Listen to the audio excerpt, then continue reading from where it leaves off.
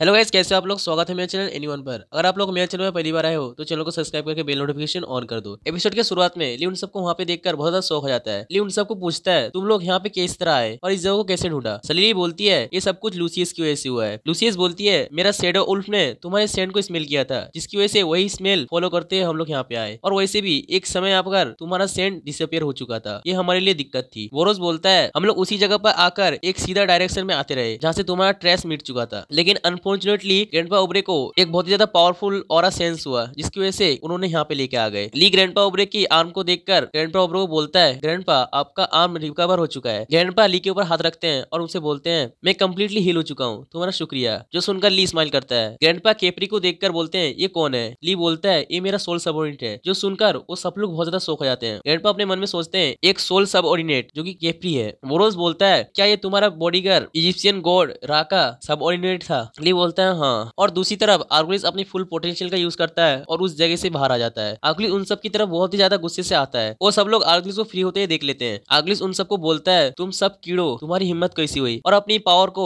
अपने हाथ पर इकट्ठा करता है और उन सब की तरफ एक एनर्जी बीम छोड़ता है। जो एनर्जी उन सबको लगने वाली होती है, तभी एक सील्ड उस एनर्जी को रोक देता है। आर्गुलिस जब ठीक से देखता है तो उस एनर्जी को केपरी ने रोक लिया होता है। ली केपरी को बुलाता है और इससे पहले कुछ बोल पाता केपरी बोलता है, मास्टर इस कचरे को मेरे लिए छोड़ दो, आप लोग टेम्पल के अंदर सील ढूंढो। जो सुनकर ली भी मान जाता है और उस टेम्पल के अंदर जाने लगता है। आर्गलिस उन सबको टेम्पल के अंदर जाते हुए देख लेता है और बोलता है, तुम लोग टेम्पल के अंदर जाने की कोशिश कर रहे हो, और अपने हाथ में एनर्जी लेकर उनकी तरफ शूट करने वाला होता है। तभी एक स्लेश आकर उसके हाथ पर लगता है और उसका अटैक वहाँ पे डिसबैन हो जाता है। केपरी भी हवा पे आ जाता है। आर्गलिस उसको बोलता है, तुम मेरे रास्ते में फिर से आ रहे हो, और ली और बाकी सब उस टेम्पल के अंदर आ जाते हैं। टेम्पल के अंदर आते ही सिस्टम उसे बोलता है, तुम लोग टेम्पल पर एंटर कर चुके हो, और वहाँ का गेट धीरे धीरे खुल जाता है। गेट खुल जाते ही ली उन सबको बोलता है, हमें जल्दी से अंदर जाना चाहिए, और वो लोग टेम्पल के अंदर भाग के चले जाते हैं। केपरी जब देखता है वो लोग टेम्पल के अंदर चले जाते हैं, तब अपने वेपन को आर्गलिस के सामने करता है और बोलता है, अब असली खेल चालू करते हैं। और वहां से सीन चेंज होकर टेम्पल के अंदर का सीन दिखाते हैं, जहाँ पे वो लोग भाग रहे होते हैं। ली अपने मन में सोचता है, ये काफी अजीब है, हम लोग बहुत देर से यहाँ पे हट रहे हैं, लेकिन अभी तक इस साइड का एंड नहीं आया, क्या हो रहा है यहाँ पे। ली एक जगह आकर रुक जाता है और उन सबको बोलता है, रुको। जो सुनकर बोबान अपने वेपन को निकाल लेता है और बोरोस बोलता है, क्या यहाँ पे कोई एनिमी है। ली बोलता है, नहीं, यहाँ पे कोई एनिमी नहीं है। बोबान ली की बात सुनकर अपने स्वॉर्ड को ली के गले पर रखता है और बोलता है, क्या तुम मेरे साथ मजाक कर रहे हो। बोरोस ली की बात सुनकर नीचे गिर जाता है और बोलता है, तुम मुझे डराने की कोशिश क्यों कर रहे हो। ली बोलता है, क्या तुम लोगों ने ये चीज नोटिस नहीं किया, हम लोग बहुत देर से यहाँ से भाग रहे हैं, लेकिन अभी तक इस जगह का एंड नहीं आया, कुछ तो गड़बड़ है। तभी वो एक दीवार के पास जाता है और उसे ऑब्जर्व करने लगता है। और ली बोलता है, हम लोग जितने देर से भाग रहे हैं, अभी तक इस टेम्पल को शेष होना चाहिए था, लेकिन अभी तक ये शेष क्यों नहीं हुआ।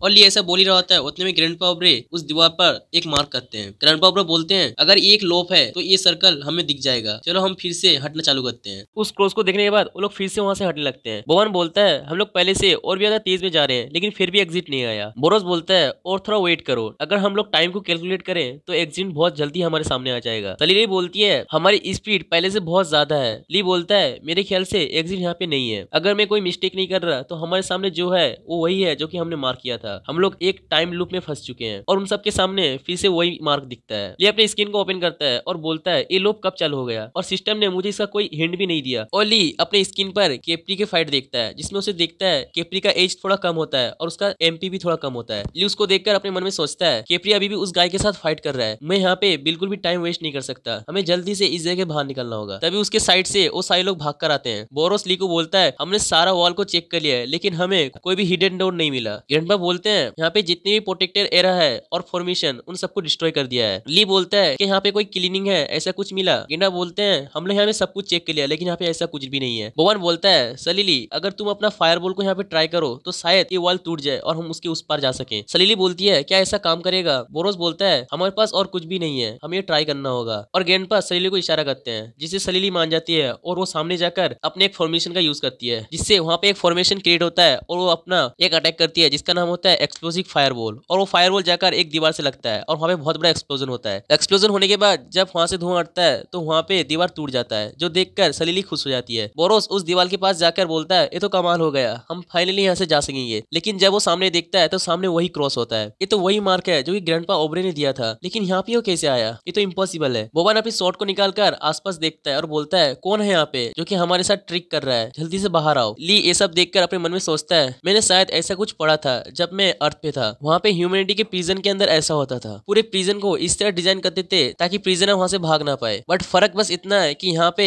ग्रेविटी की वजह से हमें समझ में नहीं आया। अगर मैं अलग वार्ड पे कहूँ तो हम लोग एक टाइम लूप पे फंस चुके हैं। लेकिन यहाँ से निकलने के लिए क्या करना चाहिए? और वहाँ से सीन चेंज होकर कंट्री जे के अंदर आता है, जो कि टोक्यो के अंदर होता है। वहाँ पे एक बिल्डिंग के अंदर एक लड़की होती है जिसका नाम होता है मियाटाके। उसके पास चिप्सू आती है और उसे एक फॉर्म देती है और उसे बोलती है इस फोटो के अंदर जो मोस्टर है वो लोग सडनली अपीयर हुआ अर्थ के अंदर, मुझे तुम्हारी हेल्प चाहिए। असल में ये मोस्टर एक कॉस्मोस गेम से निकला है। इसके अंदर जितने भी कैरेक्टर की डिजाइन है वो एक माइथोलॉजिकल स्टोरी से बेस्ड है। मियाटाके चिप्सू को बोलती है हाँ ये सही है, के अंदर जितनी मोस्टर है वो सब लोग माइथोलॉजी से है। चिप्सू बोलती है क्या तुम श्योर हो ये सच है? तो तुम्हारा कहने का मतलब ये माइथोलॉजिकल स्टोरी सच है? मियाटाके बोलती है हाँ ये बिल्कुल सच है, क्योंकि मैं जिस पर रिसर्च कर रही थी वो सिर्फ माइथोलॉजिकल स्टोरी नहीं है बल्कि हिस्ट्री पर बेस्ड है। और वहाँ से सीन चेंज होकर फिर से ली के पास आता है। वो लोग थक हार कर नीचे बैठ जाते हैं। बोबन चिढ़ते हुए बोलता है अब मैं यहाँ से कैसे बाहर जाऊँ, मुझे यहाँ पे ट्रैप होकर बिल्कुल भी नहीं रहना। लूसियस बोबन की बकबक सुनकर बोलता है चिल्लाना बंद करो, यहाँ पे तुम्हारी बात यहाँ पे कोई सुन नहीं रहा। बोबन लूसियस के ऊपर गुस्सा हो जाता है और बोलता है तुमने अभी क्या कहा, क्या तुम मेरे साथ फाइट करना चाहती हो? बोरोस बोबन को पकड़ लेता है और बोलता है तुम अब शांत हो जाओ। सलीली ली को देखकर बोलती है तुम इतना डीप सोच पर क्या कर रही हो? ली बोलता है ऐसा कुछ खास नहीं। ली अपने मन में सोचता है ऐसा कुछ तो है जो कि मैं मिस कर रहा हूँ, क्या मिस कर रहा हूँ? तभी अंकल ली को बोलते हैं ओरबोरोस। मुझे ऐसा लगता है ये सच में एक ओरबोरोस ही है। ओरबोरोस एक ऐसी चीज होती है अपने आप रीजनरेट कर लेती है खुद को। जो सुनकर ली बोलता है मैंने कहीं ना इस चीज के बारे में सुना था, एक स्नेक अपने आप को एक एंडलेस सर्कल में लॉक कर सकता है, मुझे लगता है ये वही है। ली अंकल को बोलता है अंकल तुम्हारा कहने का मतलब अभी हम जो जगह में है एक ओरबोरोस है, अगर हम लोग इसको बीच से काट दें तो क्या ये जगह ओपन हो जाएगा? अंकल बोलते हैं ओरबोरोस वो नहीं है जो कि तुम इमेजिन कर रहे हो, एक गॉड ऑफ ड्रीम ओनियरोस का गॉडली रिस्ट्रिक्शन है। जिस मोमेंट पर हमने पहली बार इस टेम्पल पर कदम रखा उस समय हमारी जितनी भी सेंस थी वो पैरालाइज हो चुकी है इस गॉड रिस्ट्रिक्शन की वजह से। ली बोलता है क्या आपको पता है इस गॉडली रिस्ट्रिक्शन से हम बाहर कैसे निकले? अंकल बोलते हैं हाँ मुझे पता है, अगर तुम ये पता लगा लो कि इस गॉडली रिस्ट्रिक्शन को किसने क्रिएट किया है तो फिर ये रिस्ट्रिक्शन टूट जाएगा। जो सुनकर ली बोलता है तो आपका कहने का मतलब हमारे बीच एक इमोस्टर है। ग्रैंडपा खड़े हो जाते हैं और बोलते हैं हाँ तुमने सही कहा, मैं यही कहना चाहता हूँ। ली उन सब की तरफ देखता है और वहां से खड़े होते हैं अपने मन में सोचता है कौन हो सकता है, क्या ये हो सकती है या फिर ये लोग या फिर ग्रैंडपा ओब्रे और सलीली जिसने भी इसको डिजाइन किया है वो इनमें से कोई एक ही है। और इसी के साथ एपिसोड यहीं पे खत्म हो जाती है। सो गाइस अगर आप लोग को एपिसोड अच्छा लगता है तो वीडियो को लाइक कर दो और सब्सक्राइब करके पास में बेल नोटिफिकेशन ऑन कर दो। चलो मिलते हैं नेक्स्ट वीडियो पे, तब तक के लिए बाय बाय।